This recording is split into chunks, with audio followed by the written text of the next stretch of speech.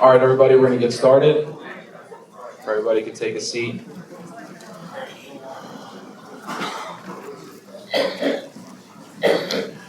Before we get started, we're just going to say a quick prayer. I'm actually going to do the set-aside prayer.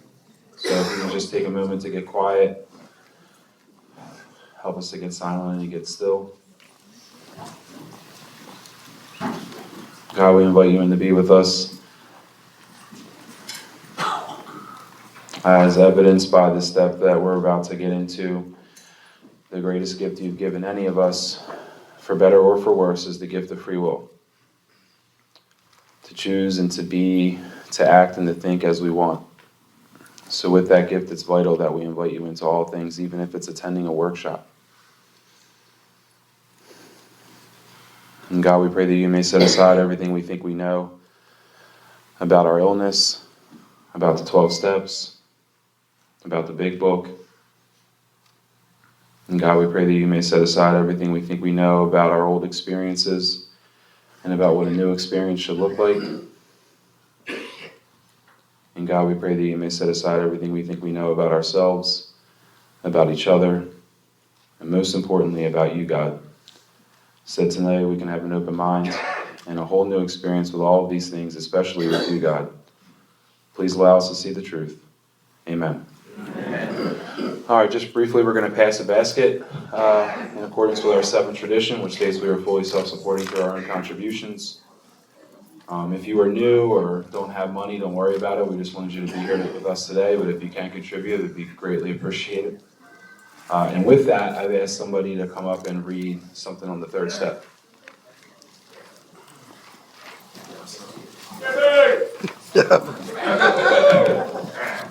God damn, this tall people shit. Hey guys, what's up? My name's Tim. I'm an alcoholic. Here we go. Ready? Selfishness and self-centeredness, that we think is the root of our troubles. Driven by 100 forms of fear, self-delusion, self-seeking, and self-pity, we step on the toes of our fellows and they retaliate. Sometimes they hurt us seemingly without provocation. But we invariably find that at some time in the past, we have made decisions based on self, which later placed us in a position to be hurt. So our troubles, we think, are basically of our own making. They arise out of ourselves, and the alcoholic is an extreme example of self-will run riot, though he usually doesn't think so. Above everything, we alcoholics must be rid of this selfishness. We must, or it kills us. God makes that possible, and there often seems no way of entirely getting rid of self without his aid. Many of us have had moral and philosophical convictions galore, but we could not live up to them, even if we would love to. Neither could we reduce our self-centeredness much by wishing or trying on our own power. We had to have God's help. Thanks for letting me read. Thanks. All right, and please help me welcome our speaker, Jimmy A. from Spring Lake, New Jersey.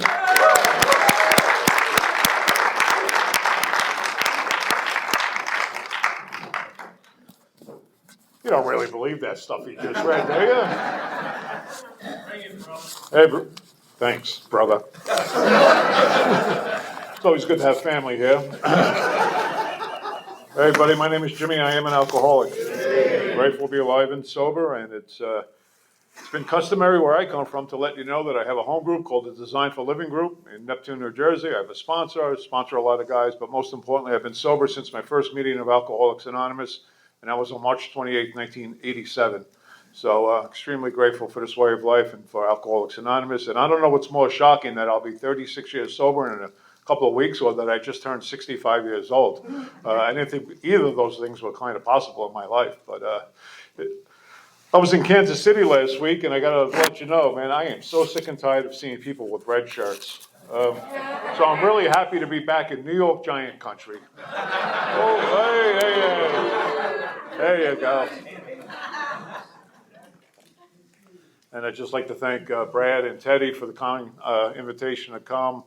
Really liked listening to Chris and Scott last night, and Claire and Ricky. Thank you. Couldn't think of his name. I miss virtual meetings, so I asked Claire to just sit here and eat a bowl of soup in front of me. So that's what. So I'm tasked with step 3. I like to call this step the step of personal revelation. We find out a lot about ourselves as we go through the steps, but this is really where I started to find out a lot about Jimmy. And I like the definition of revelation, to show us something we did not know or see. But more importantly, it's the communication of truth and knowledge from God to his children on earth. A lot started to open up inside of me when I started to see this, this step of revelation, what I'm going to find about myself to make this decision. It's really weird when I look at the third step, when you first do it for the first time, it's kind of like a prayer. You don't know what really you're doing, and then you go into the rest of the steps. But as time has gone on, this means a lot more to me than it did a long time ago.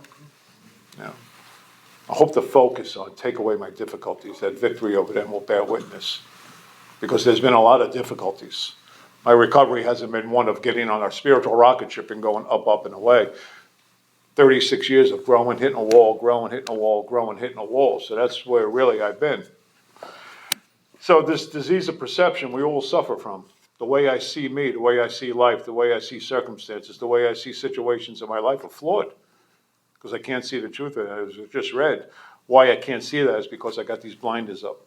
And these blinders are really just blinders of self. The way I see things affect me. And now it's asking me to lay aside that. We say the prayer, lay aside this, maybe open my mind to see something else. So this becomes something completely different down the road.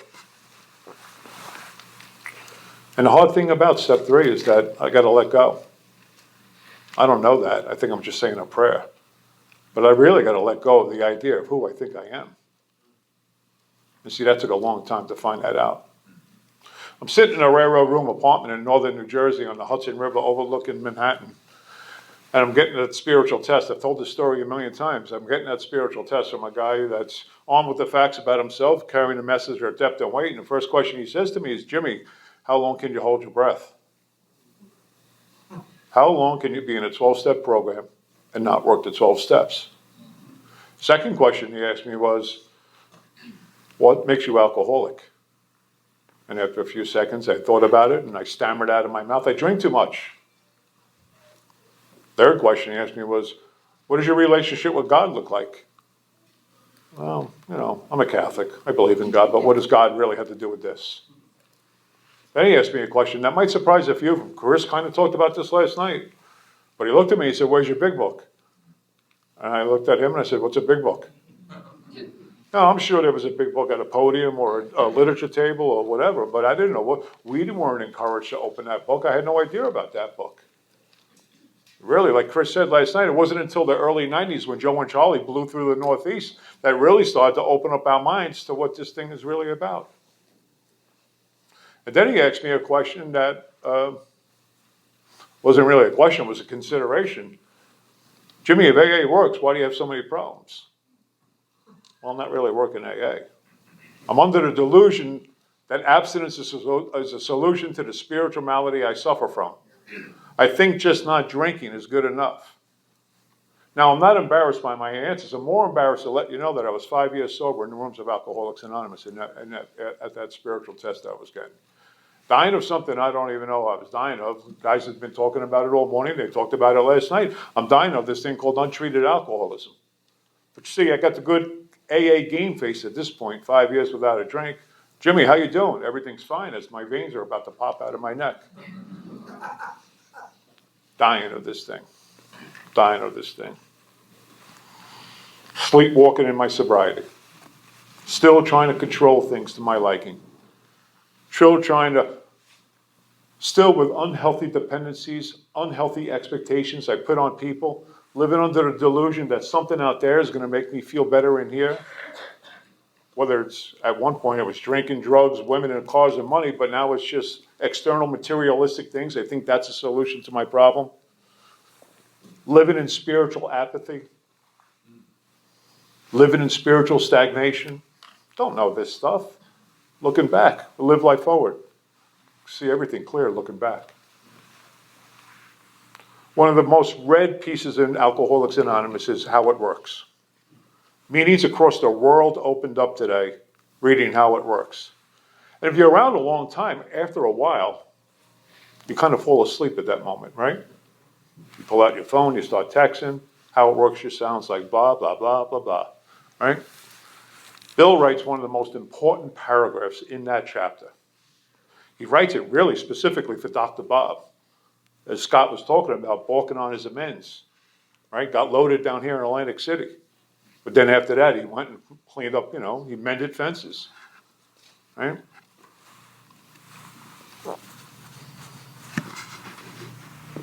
At some of these we balked.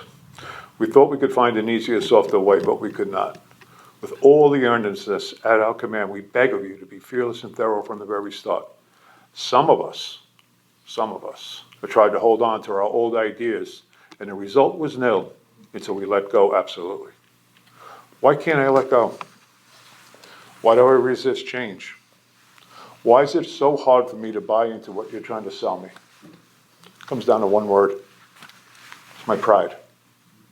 And my pride is the essence of self-centeredness. My pride leads the procession of every character defect that I have. And my pride will always step in its rightful place when I'm in spiritual stagnation. And what that really looks like is agnosticism. Here, God, here's the drink from, but I'm going to handle the rest of my life. I'm going to control the things I think I can control. That's a delusion. You see, alcoholism doesn't come in a bottle, guys. It comes in my mind. And as Chris perfectly said last night, my mind is filled with a lot of delusions about a lot of things. First thing, nothing's my fault. Nothing's my fault. Why would it be? I'm perfect, right? But here I am in Alcoholics Anonymous, and I'm not perfect. And I'm dying of this thing, right? So I sit with this guy, Bill Grace. But what gets me to this place? What got me to this place? When I look at our stories, and that's so important, the identification of our story. What got me to 5 years without a drink, active in Alcoholics Anonymous, still dying? What is it in me? See, I think there's a lot inside all of us that if we don't really take a look at, and it could be decades that we have been holding on to old ideas, these things that we don't understand, these character defects that are eating our lunch on a daily basis. Bill talks root and branch. Where are the roots? Underneath the surface. We don't see we're doing this stuff. And that's where I was at 5 years without a drink. I always like to say I was born perfect, and I was quickly handed over to these two character defects called mom and dad, right? And I say that jokingly, but the truth of the matter is it's always been someone's fault. And it, yes, started with my parents, right? Who else is going to blame? Eventually it was that first girlfriend. Eventually it was the boss. Eventually it wasn't this. It was in that. It was all the things I didn't have. That's the reason why I feel the way I feel. I don't know I'm spiritually connected from a power greater than myself. I'm running on self-will. I don't know that language that he read. The troubles are my own making? Hell no. It's your fault. It's her fault. It's their fault. But I had to be beaten into a sense of reasonableness to open my mind to that. So here I am. I'm growing up in North Jersey. I'm growing up in a very blue-collar neighborhood, kind of like this neighborhood, like a lot of you guys down in Philly, right? Everyone's a cop. Everyone's a fireman. Everyone's a union worker. The only requirement for membership in a neighborhood was 5 or more kids, And with all these kids, and like Claire talked about, there's, birthday parties, christenings, you name it. There's all sorts of events going on. And what's at every event? King alcohol. And again, this disease of perception, the way I see people handling life, the way I see my old man, the way I see my uncles, my older brothers, they're just picking up a drink. And now from a young age, 6 years old, 7 years old, 8 years old, whatever it is, I got this disease of perception already, looking back. The way I see alcohol is alcohol equates to fun. Alcohol equates to freedom. Alcohol equates to problem solved. I got this guy, Dad, cunning, baffling, powerful. My old man's a tough guy. My father was a very rough guy, a tough guy, Korean War vet.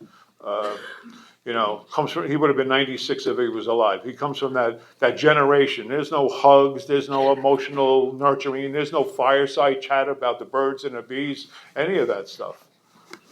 But what I would witness on a daily basis is my dad take that first drink. 5 o'clock. I could picture it right now looking, my mind's eye. 5 o'clock, Mom's making 2 pitchers. One called martinis, the other one called Manhattans. My dad would walk in the house huffing and puffing about life, but I'd see the magic. He'd take that first drink, and all of a sudden, he became a different person. He became the guy that wanted to have a catch in the backyard. He became the guy with a sense of humor. I couldn't believe that. He just became a different person, Dr. Jekyll and Mr. Hyde. Everyone in this room has experienced that, right? But don't let me fool you. There were those days. And those days looked something like this. My dad would take that first drink, and the rage, the anger, the uncertainty would explode in my house like a tornado roaring its way through the house. And all of a sudden, the plates would be flying across the kitchen. The kitchen chairs would be flying across the kitchen. If you grabbed one of us young kids, we'd be flying across the kitchen. Now, that doesn't make me alcoholic, but I'll tell you something. That creates a lot of fear in a young child. So I'm a kid that just grows up with fear. I'm a kid that just grows up with insecurity about everything. And most important, probably for a guy like me, I'm a kid that grows up with secrets. You see, I'm growing up in a family that nothing leaves that house. Basically, I live in a neighborhood that nothing leaves the neighborhood. So I learned from a young age, you internalize, you push down feelings of inadequacy, feelings of uncertainty, feelings of fear and anger and rage, and all that crap that we look at in this inventory process that Cleo's going to be talking about. And I wonder why I'm a basket case at 5 years without a drink in the rooms of Alcoholics Anonymous, because I'm under that delusion, again, that abstinence is a solution to my problem. Meanwhile, I'm walking around AA, and guess what I've never done? Look at Jimmy. I've never put that spiritual mirror up to myself. I've never examined what was going on inside of me. And again, I'm looking out at you.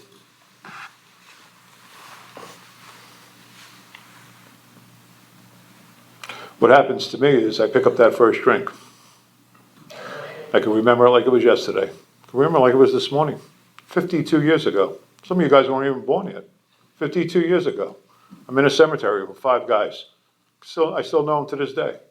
Here comes that first bottle, Mohawk Blackberry Brandy. I put my hand in it with a lot of fear. Because again, this perception of what alcohol is going to do to me, I think it's going to be something. So I take that first drink. Here comes that second bottle, Colt 45 malt liquor. I think that was it was one or the other came first and the other one came second. But what I could tell you is, on that day, at the age of 13 years old, what the hell could be wrong with a 13-year-old? Well, just talk to this room, you'll find out a lot about 13-year-olds. But I found the answer, that magic elixir. You know, that first night, puked purple for 2 weeks, blacked out that day, took a beating from my father, my mother grounded me for life, but the hook was in. And little did I know, I just stepped on a path that goes straight to pitiful, incomprehensible demoralization, full-blown alcoholism and homelessness in 16 years. And I'm not going to bore you with my story, but I'll tell you, life just got worse and worse and worse. And as we know, alcoholism is progressive. Guess what else is progressive? Our behaviors. And I just started to do things that my parents never sat me down and talked about how to rob a car or how to rob an apartment. And I became a product of the streets. You know, I wasn't too bright, you know. If I was standing on a street corner right now with Teddy, you guys would drive by and you'd say, hey, there's a dead bird. And me and him would both look up. We're not too bright.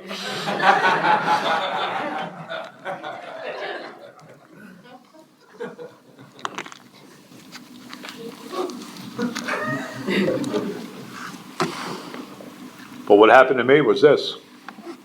I got on this path, and I just laid a path of destruction.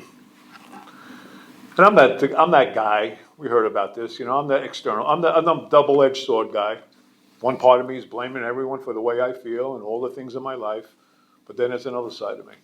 Always seeking something out there to make myself feel better. Right? So I'm growing up, and I see my friends moving on. They all seem to be wearing life like a loose garment. They're meeting that girl. They're getting that job. They're having these children. And I decide that maybe a marriage will help me.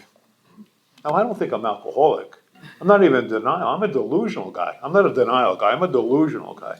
Drinking's not even a problem. It's everything else. So I jump into this marriage, 25 years old. I'm an everyday drinking. What I don't understand is I have the inability not to pick up the first drink. You see, like all of us, I think, I'm going to take a chance on this one. I think we all have goals, aspirations, and dreams. But the problem with people like us is we take the first drink.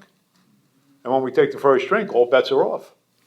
You know, how many bars have I sat in? I want to go here, I want to go there, I want to do that, I want to do this. But I take that first drink, and 10 hours later, I'm still in that bar. Hoping, wishing, dreaming, right? I don't understand that. Matter of fact, when I land in Alcoholics Anonymous eventually, and you guys tell me the first drink's getting you loaded, I'm like, that's ridiculous. It's the last 20, it's the outside issues, it's all this stuff. How can that little thing, a 7-ounce tap beer, get me loaded? I didn't understand what Claire was talking about. This physical allergy to alcohol. I did not get it. Did not understand why I couldn't stay stopped. So I jump in this marriage, inability to not drink.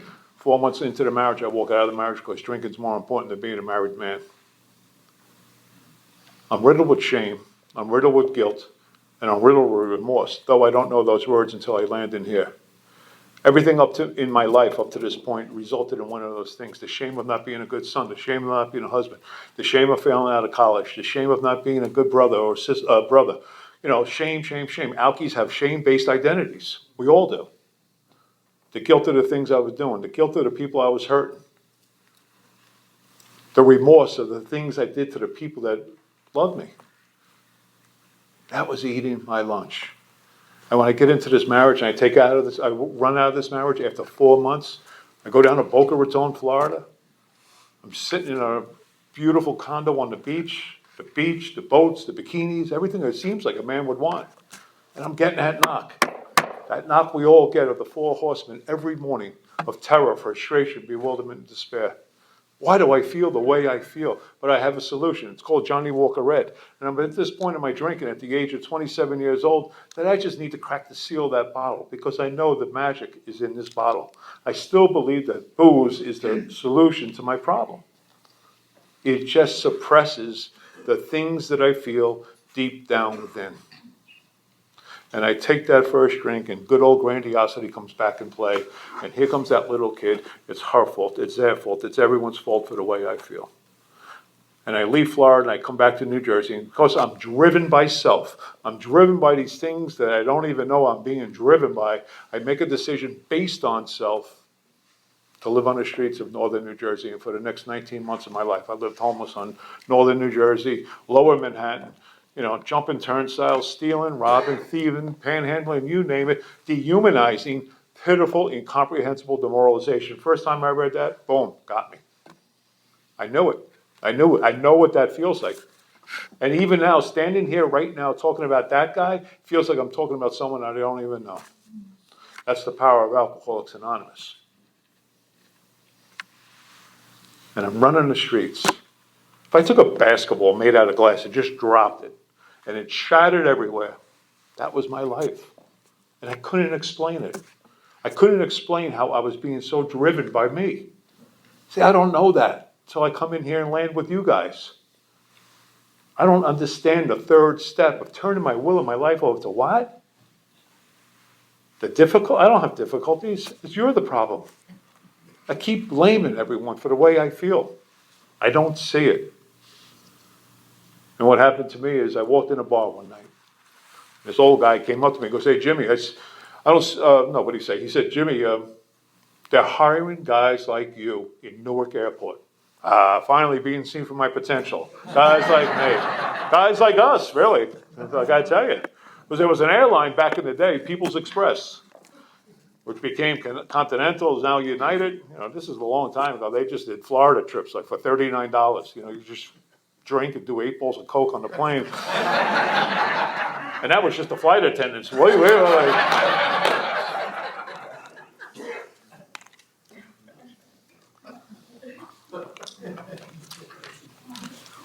I always like to say, if you were I segue here, if you were flying through Newark Airport in the 80s, and you're still waiting for your luggage, maybe I can make amends after this talk. But the idea was to take that luggage over there, put it on the plane.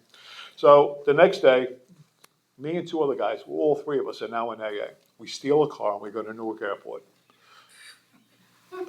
I wish I was doing step 9. I would tell you a story about how we all 3 had to make amends to this guy that we stole the car. It was hysterical. But anyway. So I go to Newark Airport. I'm a mess. I'm a mess, beyond a mess. My hair was down here, the long beard. I was about 50 pounds lighter than I was, but they were hiring guys like us. I don't know whose idea this was, but they were hiring. So it was like Newark Airport Misfit Day. You know, all the misfits were showing up at Newark Airport this day. And I go in and they ask you some questions. They ask me to go sit down, right? So I come out of a room. The room had to be as big as this, people all over the place.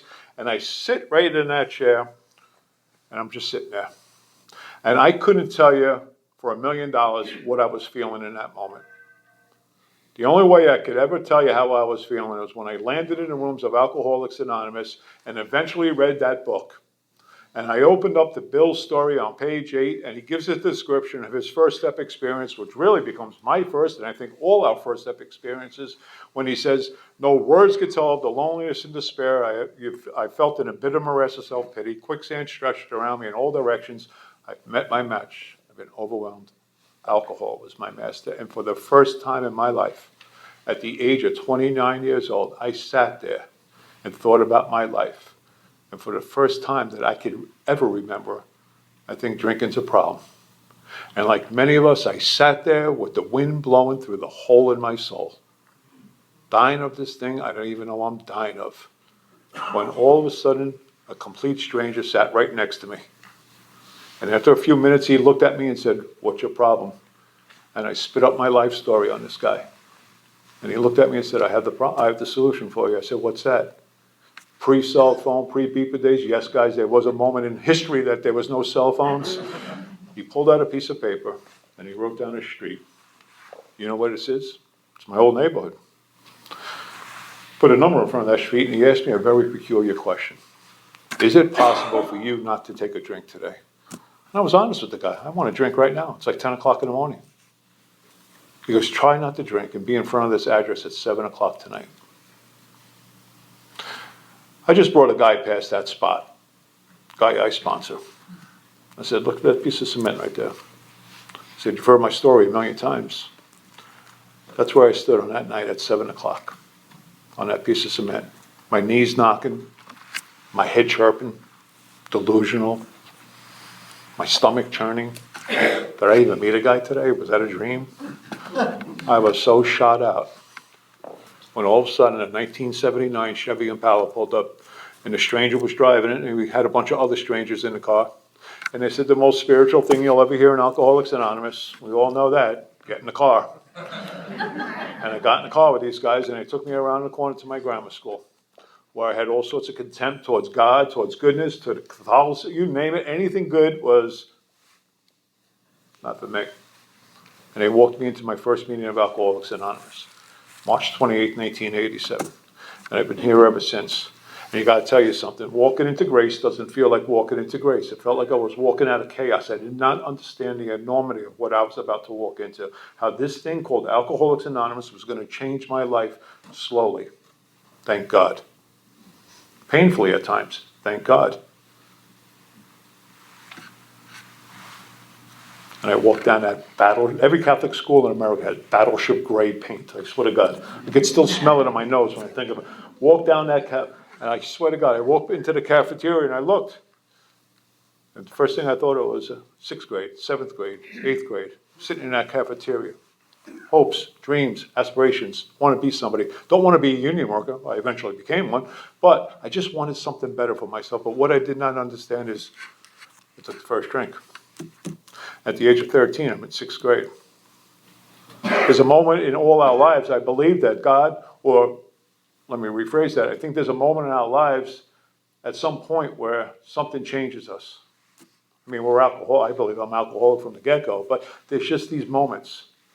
I remember my parents taking me out of the public school system and putting me with the Catholics, taking me from my friends.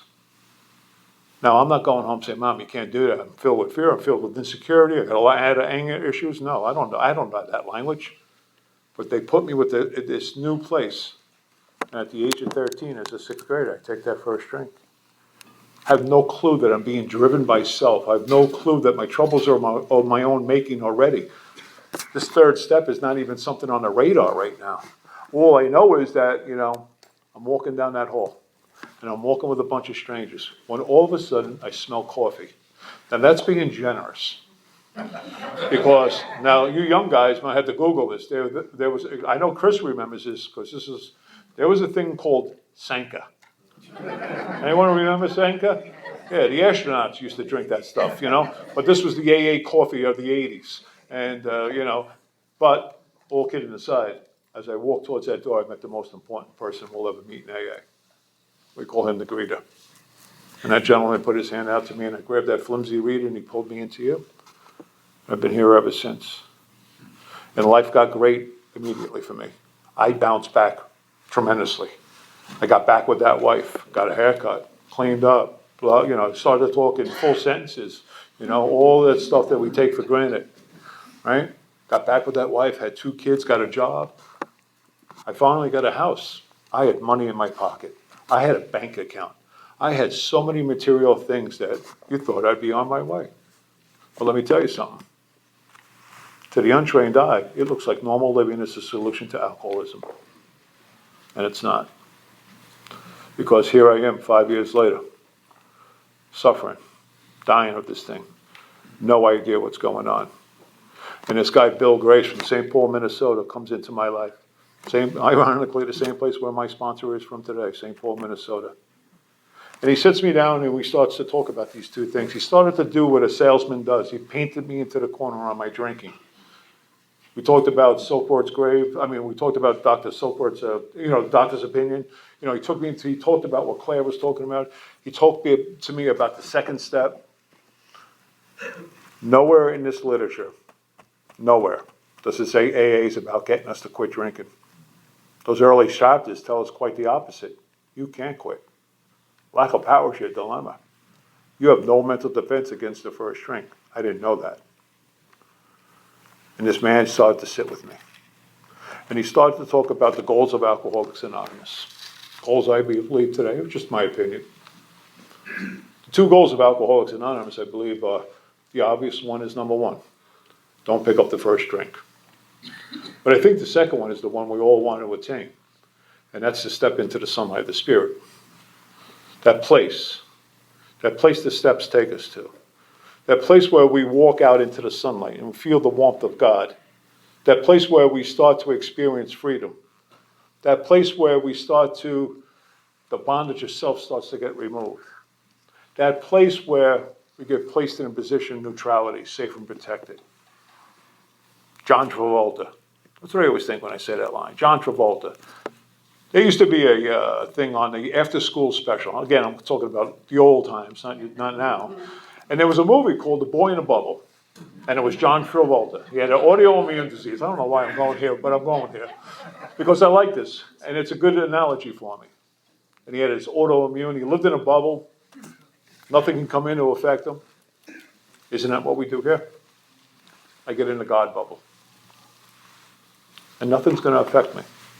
That I can stay emotionally mature, emotionally balanced, emotionally sober when the heavy artillery is coming in. I didn't know you could do that. I thought you had to fight tooth and nail for everything. And as I sat with this guy, Bill, and he started to talk about these things, he talked about this place. It's almost like a fairyland. But he told me, Jim, if you want to get to that place of the sunlight of the Spirit, our pioneers like to call it utopia, a perfect place. You have to pay, a price has to be paid. And the price is that you have to walk into the darkness of your life. I'm looking at this hole down here, and there's a door down there. I'm going to tell everyone right now, if you're new, coming back, struggling, whoever, you can be free if you walk out that door at the end of this hallway into the sunlight of the Spirit. The only thing you need to do, though, is walk through this hallway of darkness and uncover, discover, discard the things that are blocking you from God, from each other. Because you see, alcoholism is a soul sickness caused by a separation from God and a disconnect from each other. I learned that in inventory. I've been walking around with walls around me for years, driven by old ideas. I'm not letting you in and I'm not coming out. I'll only give you so much about Jimmy. I'm a great home group guy. Jimmy, how you doing? Everything's fine. As the veins are about to pop out of my neck. I'm not going to talk about how I feel because I don't know how to talk about how I feel. I don't know how to reach that depth of spirit to come to you and say, this is what's going on. I don't know how to do that yet. I don't know how to share. in a way that's different than just puking up something. I don't know how to talk about fear. I don't know how to talk about the anger I'm walking around with. I don't know how to talk about the secrets. But what I was assured, what I was taught on this particular day, was that if I walk through this darkness, you're going to be okay. One of the great readings we have comes out of a conference-approved book. It's not out of the big book. It's out of a book that probably a lot of you guys read. It's called Daily Reflections. And if you turn to May 1st, it says, "It's a side of myself that I refuse to look at that rules me. I must be willing to look at the dark side in order to heal my mind and my heart, because that's the road to freedom.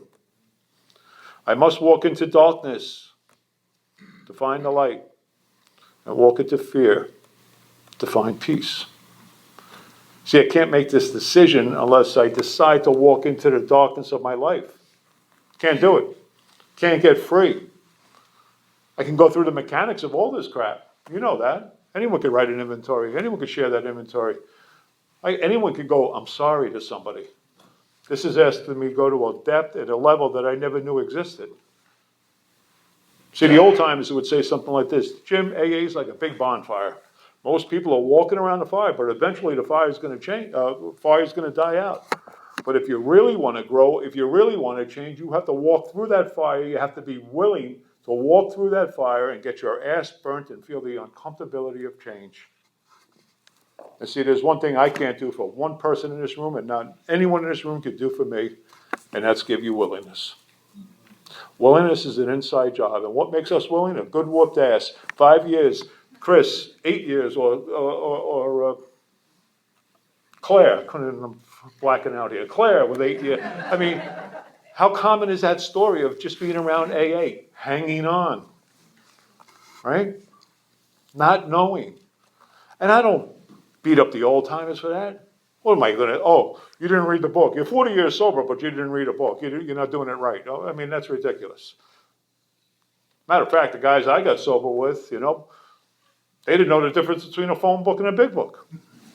But I'll tell you something about them. If your life was on the line, you needed money, you needed shelter, you needed food, they'd be the first guys on your porch. Because you see, the kindness of strangers. They cared about you.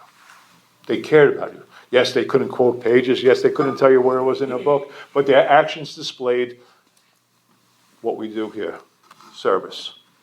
They went to any lengths to help you. And they helped me. So we got to walk through the fire. We got to walk through the darkness of our life. And how do we do that? Well, the first thing, there's a requirement for that. And what I believe the requirement is that we have to be, which I thought was a weakness, because I'm a tough guy from the streets. I had to be vulnerable. I had to be vulnerable to a sponsor, to another man. I had to trust this man. That I could tell him whatever I felt. I could talk about what's going on inside me and not have to worry about any backlash or any ridicule or anything. I didn't need my old man in front of me.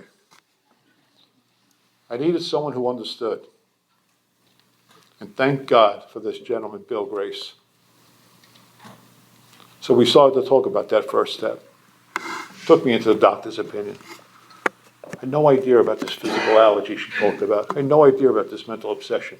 No idea about the second step. And he said, "Jim, if we're really going to make this decision, this third step decision, what we're going to do is we're going to decide to walk in, but you need to understand a few things." I said, "What's that?" And he opened up to how it works. Sandy Beach was grateful, that this is not the treasure. This is the map to the treasure. Right? This is the roadmap that's going to get us to that sunlight of the Spirit, to that place of freedom, that place where we have a relationship with God and with each other based on just love. I didn't know that. And so when he opened up this page, he went through how it works and all that stuff with me. Rarely have we seen a person fail. It was thoroughly followed out path. Thoroughly followed out path. A set of directions. Am I doing that? Am I following this path? Right? Talks about the golden rule of recovery. That in order to recover, we have to be honest. Rigorous honesty. 3 times he talks about that and how it works.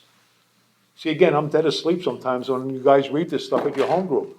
And I'm not paying attention to what you're really talking about here. They are naturally incapable of grasping and developing a manner of living which demands rigorous honesty. Is that my situation today? This manner of living, this way of life that's designed for living? Am I trying to live this way? Am I trying to live an honest life as a sober man?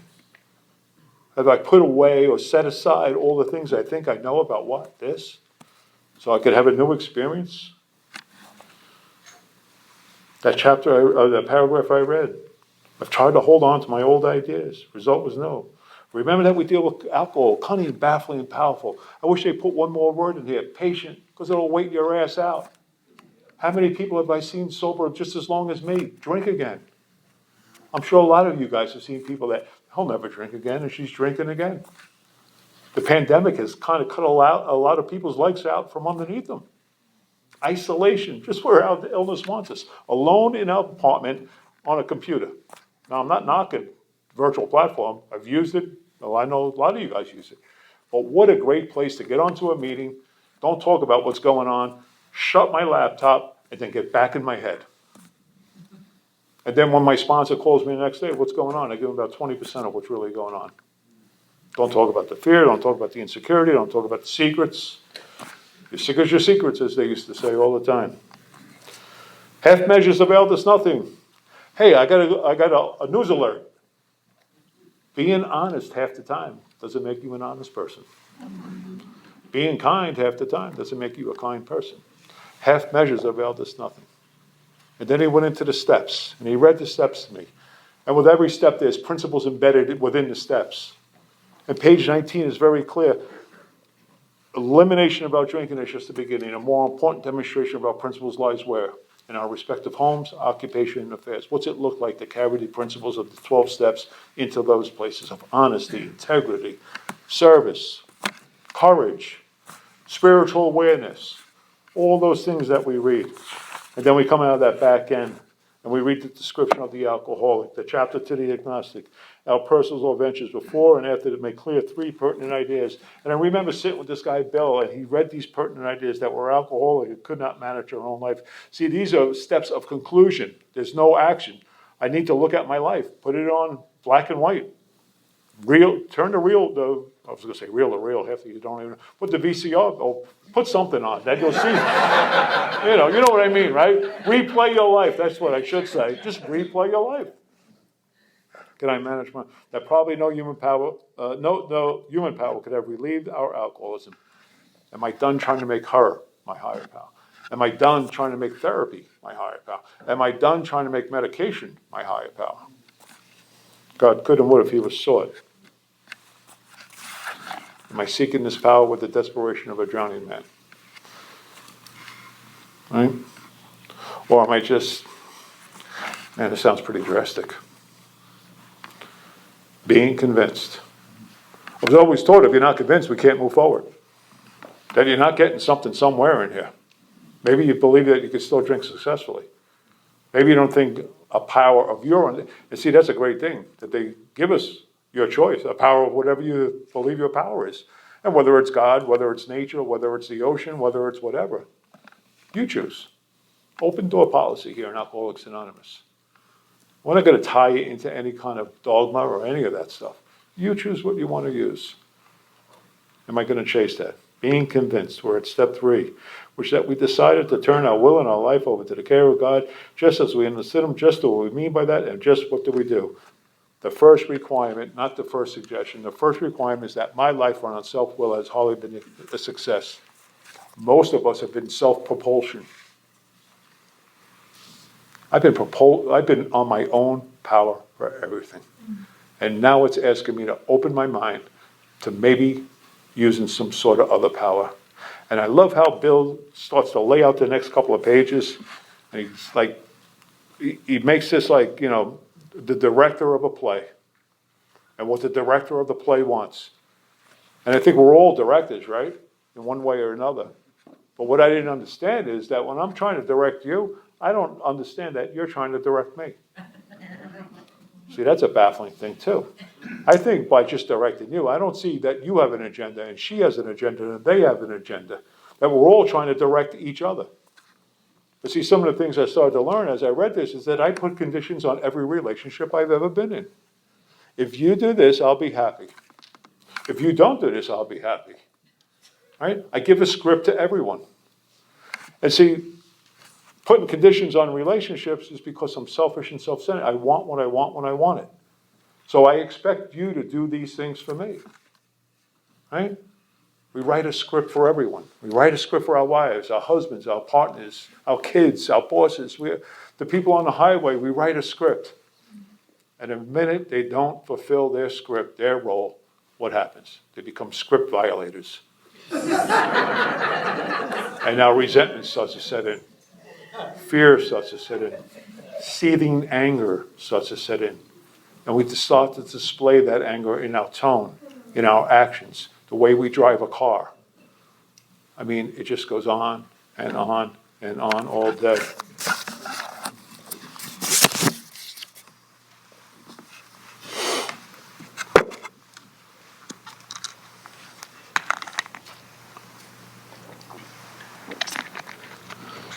What usually happens?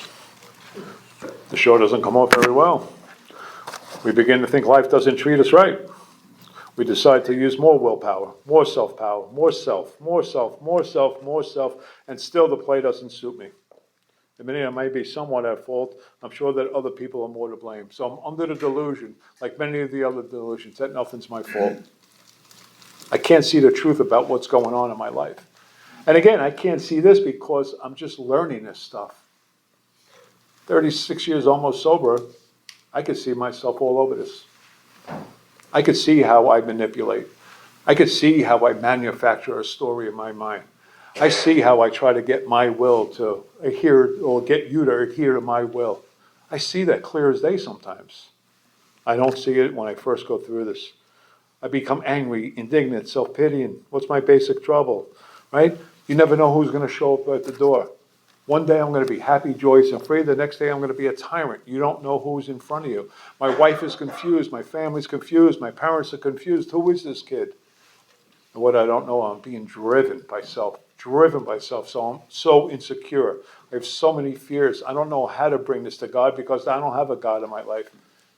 And see, the only way that I'm ever going to get free is to be willing to what? Make a decision. To walk into the darkness of my life, uncover, discover, and discard the things that are blocking me from you and blocking me from God, and start to look at these things like I've never looked at them before. And again, willingness is the key to this whole deal. And then here's a big one. Am I not the victim of the delusion that I could wrest satisfaction and happiness out of this world if I only manage it right? If I could only get everything properly in placement, right? But I can only get her over here, get him over there, get the boss right there. I'm going to be okay. And I live under that delusion. And I live under that delusion till the day I'm in a bar with a drink in front of me and saying, how the hell did this happen? That's the cunning, baffling, powerful thing about alcoholism. That without God in my life, without something between me and that first drink, I have the kind of mind that will always bring me back to that first drink. Or that first spree, right? So let's start with the gambling spree. Let's start with the food spree. Let's start with the exercise spree. Let's start with the work spree. Let's start with all these things. And when all those things don't do what they're supposed to do, give me a drink. Give me a drink. Then I go into all that stuff about the alcoholic and what was read today. Selfishness and self-centered is my trouble. And here's the delusion. I have no idea about this stuff. That's the root. It's under the surface. Driven by old ideas. How many times do we say to a newcomer, are you willing to go to any length for victory over alcohol? And their head's like a bobblehead in front of you. Yep. But we don't describe what that looks like sometimes.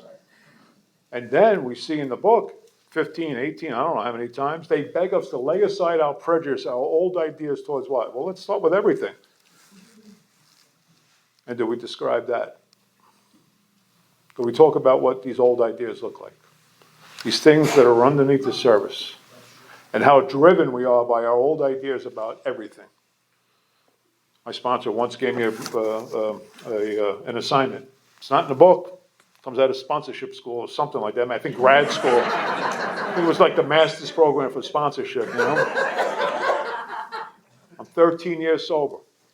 At 10 years sober, I blow up my life again. I walk out of my marriage again. I'm the guy that builds a beautiful spiritual structure up for me and my family, and I tear it down with a senseless series of sprees. You don't need to be drinking to blow up your life in AA. Just sponsor a bunch of guys. I see a lot of heads, so you know what I'm talking about. And after lying and after doing all the stuff I was doing, giving my sponsor, 3 years later, the tornado that roared into the life of this woman, I walk in a bar. I understand what Dr. Bob's talking about in his nightmare, that I'm stuck between a rock and a hard place. I don't want to drink, but God damn it, I need a drink because I have no other solution. I'm so disconnected from AA, but I'm so afraid that you know that. So I got to pretend to be someone I'm not. I got to be the chameleon. I got to be the AA guru. I could throw out the lines, I could throw out this, I could throw out that. But one thing I'm not throwing out is that I'm dying in the rooms of Alcoholics Anonymous because I'm 13 years sober now. And I walk in a bar, I say, bartender, put that drink on the bar. And when he puts that drink on the bar, the devil and the angel will jump out, drink it, don't drink it, drink it, don't drink it. And it was almost like I was in a spiritual blackout. And I don't even know how long I was looking at that drink when all of a sudden a hand went around the drink and pulled it back. And when I looked up, the bartender just happened to be a member of Alcoholics Anonymous. What are you doing in here? Apparently throwing my life away. And I took my tail and I put it between my legs and I walked out. 2 weeks later, walk into a workshop that was going on in my town, and a lot of you guys, he was mentioned today, Peter M. He was doing this workshop, and boy, look at the ego. I want to kill myself. I don't want to say kill myself, but I want to drink. And 2 weeks later, I'm in a workshop, and I'm judging this guy. This guy's too good to be true. Come on, are you kidding me? Well, after I think I assaulted him at the end of the meeting, I said, "You will be my sponsor." And for the next 17 years, he was my sponsor. And but we went through the steps. More importantly, he made me do this thing. He made me look at why selfishness and self-centeredness is the root of my troubles. See, I don't know I'm being driven by this stuff that's deep down within or deep in my mind, right? So he gives me this exercise, emotions, attitudes, old ideas. My life should look a certain way when it comes to relationships. My life should look a certain way when it comes to family. My life should look a certain way when it comes to work. My life should look a certain way when it comes to money. My life should look a certain way when it comes to Alcoholics Anonymous. And the minute it doesn't look the way I think it's supposed to look, because I'm being driven by a lot of old ideas, that's what creates the conflict in my mind, which will eventually equate the emotion and the attitude of anger, resentment, all that crap that we talk about. And the question is this: am I willing to live on terms other than my own? And where is God in all of that? Because I don't know about anyone here, I fall into that trap of agnosticism all the time. Here, God, here's a drink, but I'll handle the rest of my life. Don't see I'm being driven by me. Don't see that I'm being driven by the secrets within. Don't see that the things that are going on in me dictate who I am as a person. And unless I get this out in black and white, unless I do what Cleo's going to talk about, really look at the darkness of my life, to get down to the common manifestations of living a life on self-will, to look at the 100 forms of fear, to look at my unhealthy dependencies upon people and the expectations on you to make me feel happy, unless I look at the shame, the guilt and remorse, unless I look at the years of I was living on the streets and the shame that was attached to that, and the remorse of the people I hurt. I'll tell you a story. I walked in a bar. I was living on the streets for a year. I walked in a bar and I saw my sister, my younger sister, who always looked up to me. She was 21 years old. I had hair down to here, beard down to here. There was all sorts of things growing all over me. And I walked up to her and I said, "Hi, Barbara." And she looked at me. She goes, "Who are you?" "I'm your brother." And she almost fainted. She couldn't stop crying. She couldn't believe what happened to me. She hasn't seen me in a long time. And here I am. It was one of the hardest amends I ever had to do when I got to the 9th step. Driven by self. Driven by self. This is the how and the why of it. We have to quit playing God. Why? Second shortest line in the book. It doesn't work. It didn't work.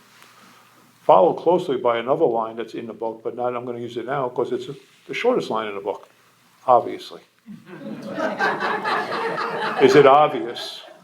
Is it obvious that I'm playing God in all aspects of my life, drunk or sober? This is not just about drinking, more about sobriety.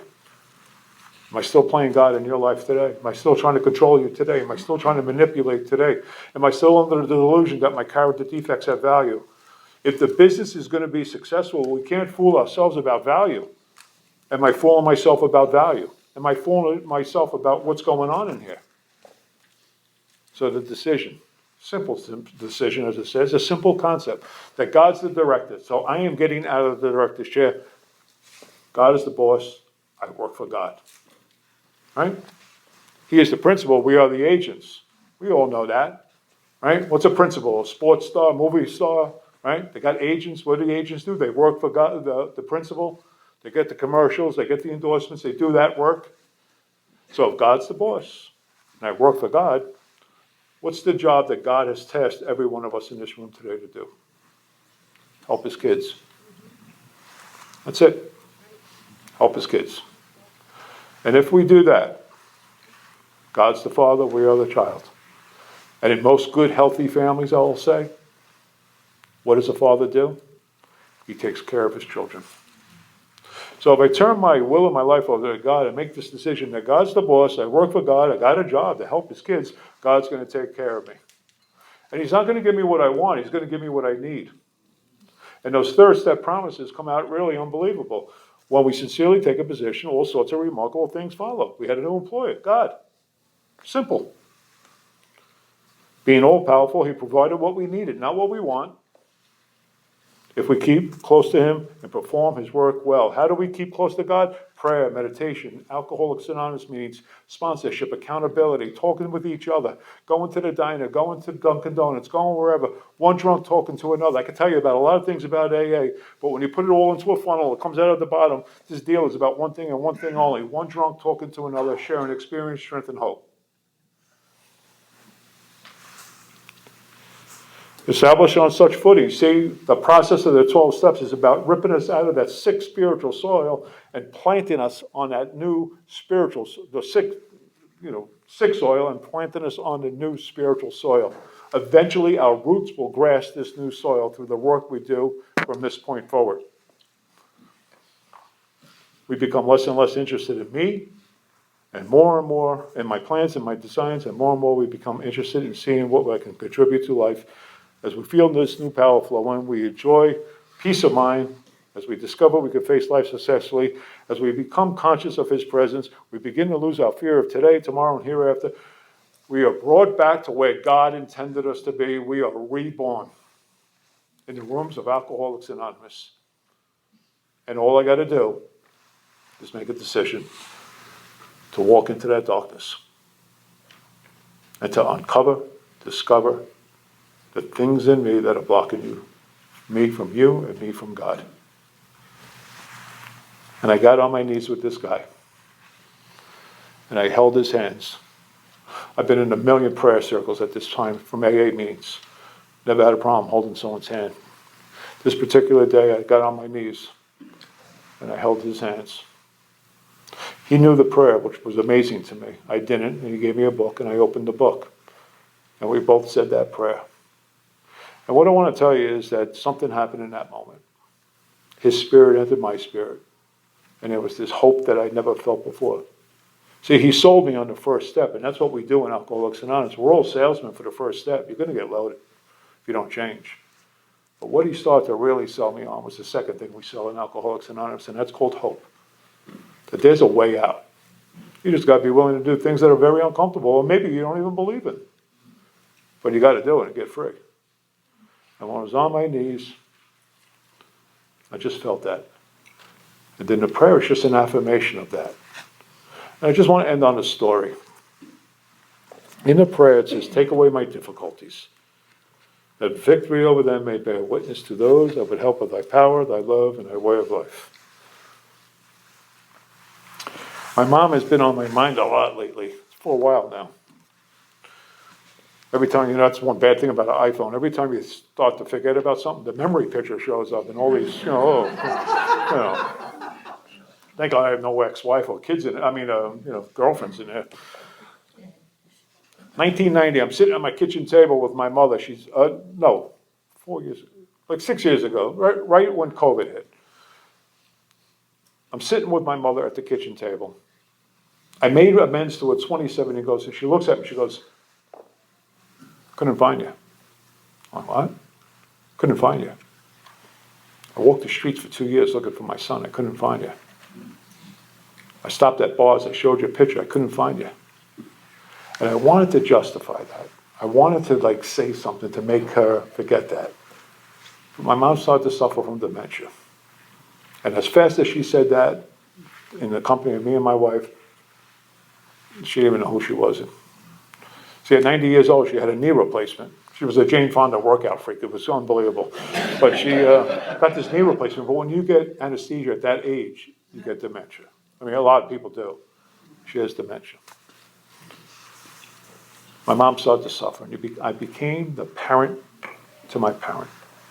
I don't know if any of you guys in here have ever, Chris talked about hospice last night. Hospice has a real place in my heart. And we couldn't handle my mom anymore.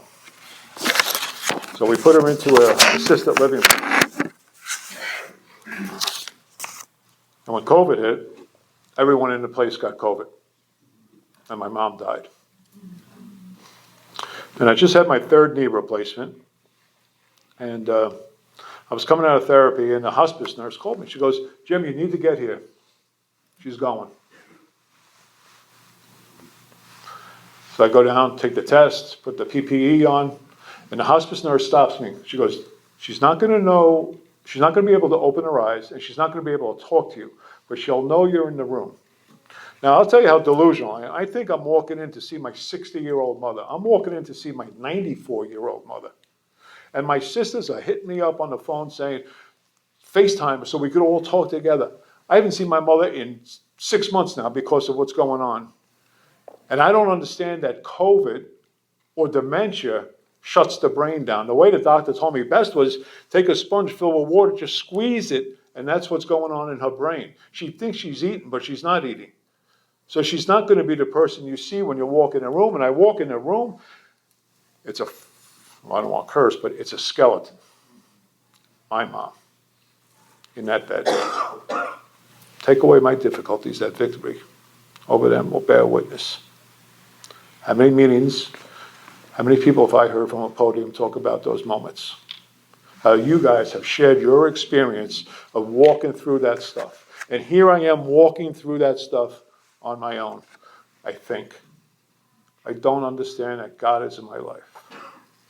And I walk up in that room, and I sit down, and I grab my mother's hand. I said, hi, Mom. And her chest explodes with oxygen. She knows I'm in the room. And then I had that moment. Take away my difficulties.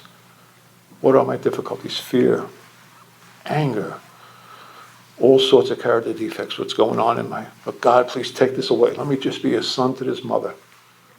Let me just suit up, show up, and be there for someone else. Let self be removed for this deal right now. And I had that last conversation with her. Told her how much I love her. Went through my amends that I did 27 years ago with her. And guess what? I felt an incredible sense of freedom. I walked through the darkness that day. I got to the door, and I walked out into the sunlight of the Spirit. It was an hour later, she died. I am so grateful to Alcoholics Anonymous. I'm so grateful for this process of the 12 steps to look at ourselves, to put that spiritual mirror up, and to walk around free. And I stand here today free as a bird. Do I have troubles? Absolutely. Do I have things going on? Absolutely. I've had 41 operations in the last 21 years. I'm really 5'8", but after they put all the metal in me, I'm 6'4". It's a miracle how it happened.